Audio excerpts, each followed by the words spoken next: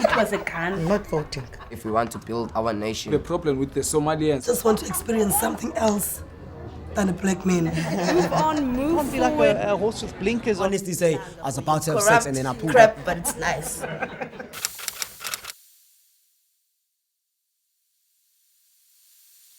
My name is Oswald Kucherera. I'm originally from Zimbabwe. I'm an author and a human rights activist. I'm Alex Lumonga from DRC. I'm a journalist, life explorer. My name is Zoralam Songelwa. I work for Africa Unite and I'm the chairperson of Solidarity Campaign. Hi, my name is Kaheso Ngobo. I am a human rights activist. Hi, my name is Fuamba Mukole. I'm a human rights activist. I work for the Cape Town Refugee Center for a number of years. The reality is that there is a challenge we are sitting on, and what's that challenge we need to actually look at. There is a tension between those of African immigrants who are kind of a vulnerable society in South Africa. They are prone to attacks, and we need to look at it as it. What is it really that is causing this? Because every time it happens, it's just waiting for something to trigger it, and I think there's been a repetitive of the same thing since 2008 when it first started. Look, xenophobia, I think it's a world problem right now, because I think not just in South Africa where everyone that wants to be a president or a minister in Europe will use migration and as a tool to either becoming a minister or president. In the South African context, I think, yes, we can say xenophobia, because the definition of xenophobia itself, I think, the fear of the unknown, because sometimes it's vague, the word itself, attaching it to all the violence that goes around. There is one part, I can say xenophobia, because it targets a certain number of people who happen to be foreign. Okay? Criminality is an African way of life, because I think there's a lot of crime in the country. So you cannot really say it's only crime, but I think there is also that foreign component attached to it. The fact of the matter is that we have a problem, and it is beginning to become a culture, which becomes an even more fundamental problem. Because when you look at the issue, is that one, we cannot condone at any point, at any time, a situation where people are attacked or where people are, what do you call it, their lives are being disturbed by people simply because they happen to possess a different nationality. We cannot condone that, violence at any point. We've seen it after the World Cup. It started as rumors with people saying after xenophobia, after World Cup, everyone should go back to their country. And we see in KZN, the leader said a sensitive statement which actually leads to it. So we need to agree that there are realities in the society that needs to be addressed so that we can move away from these tensions. But another issue I think we ought to look at, Mr. Farmer, is that there is I don't know what people are thinking about, but everything in society, we throw it to government. I don't have food in my house, government is the problem. I was late at work, government is the problem. It happened in Africa too. The reason why I'm saying this is because, for instance, people are saying they want jobs. Yeah. Let's really think about this now. Whose duty is it to create jobs? It's surely not government. No. It's not, but so government, the duty of government is to create a conducive environment.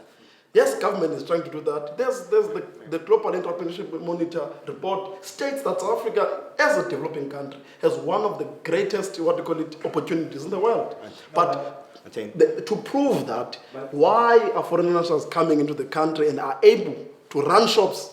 And South Africans are saying there are no opportunities. The majority of South Africans are not equipped. Because I think I hear this talk of the president, saying in his speech that we need to reclaim the township economy.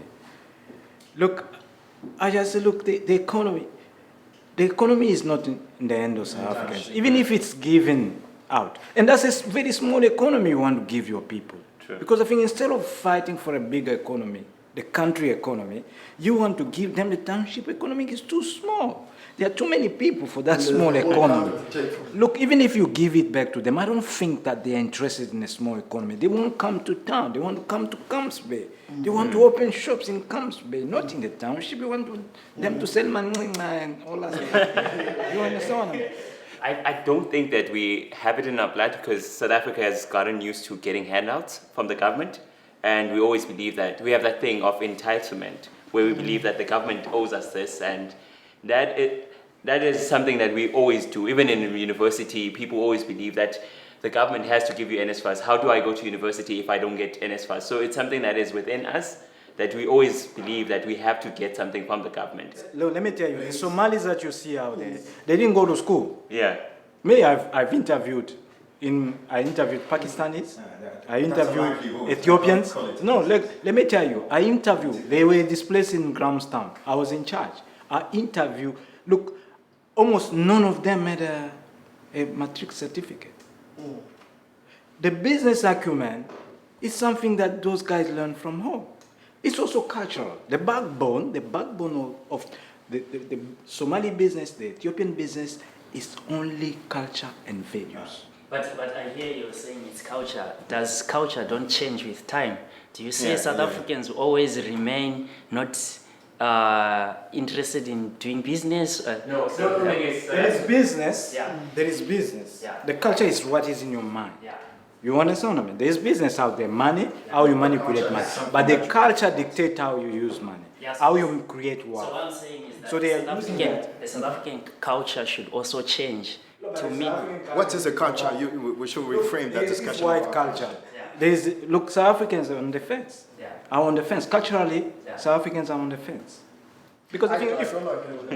no. I don't agree with Look, Is modernity a culture? Modernity, yes. Modernity is European. Look, modernity is European culture. South Africans have mixed a little bit of it. You got a Costa culture. Look, I've seen it. There's no culture. Somebody burn incense in his house, but he says it goes to church. To explain what I want to show you, you see, from a Zimbabwean point of perspective, you see, as Zimbabweans, we were not used in doing business. We were introduced to this with the Mozambicans. You see, when we got independence in Zimbabwe, Mozambicans started flooding in Zimbabwe. They were doing the business, going around selling and so forth. And we used to laugh at them. But with time, we learned. Look, for me, for instance, where I grew up, it was not a business environment. Not only in my house, also in families around me. But the thing that we had embraced where we're living, it's what you call a situation where we assist each other. Like, let's for instance, you have some piece of land. All of us have a piece of land actually. And what would happen is that if you are planting corn and you want to plant corn and you don't have enough manpower, you kill a small pig, the whole community comes, we plant with you. After we plant with you, we live. If you don't even have the seeds, you can go to a neighbor and say, can you give me a cup of seeds? He gives. So you see that kind of assisting each other and that thing. Mm-hmm. So when modernity or so-called liberation arrived, many of those things began to die away because of professional entrance. Because now people who had stopped now becoming just doctors and not people became civil engineers, becoming and then they got into the American culture of superstarism. I call it a superstarism because it's the idea where I need to make it the point that I become that bright star. But in our own culture back then, you are not, the community is not successful because you are. You are successful because the community is.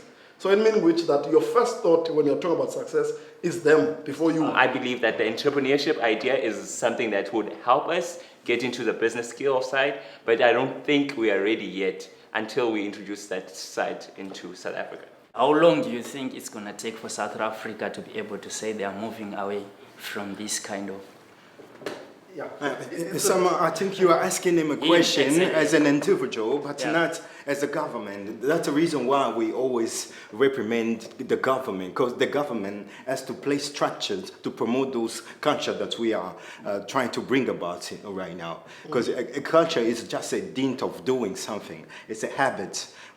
With the approach of cutting edge technology of today, I think technology also sometimes modify the lifestyle of people, which can also sometimes sparkle another way of living, and it can affect also what we can call culture.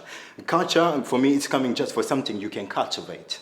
I don't think it's something that individually you can promote if you're not a leader, if you don't have a position in a structure or in a governmental structure. If they would actually see the culture that is actually being done by these farm owners, if you look at the Dorrance also, it has become a culture in a sense where they exploit foreign nationals because of the fact that they know that they can't go back home and they're very hungry and they're looking for a job anyway. And they exploit them and they pay them at the minimum wage, which obviously, as a South African, I cannot accept it because I have a family, I have kids.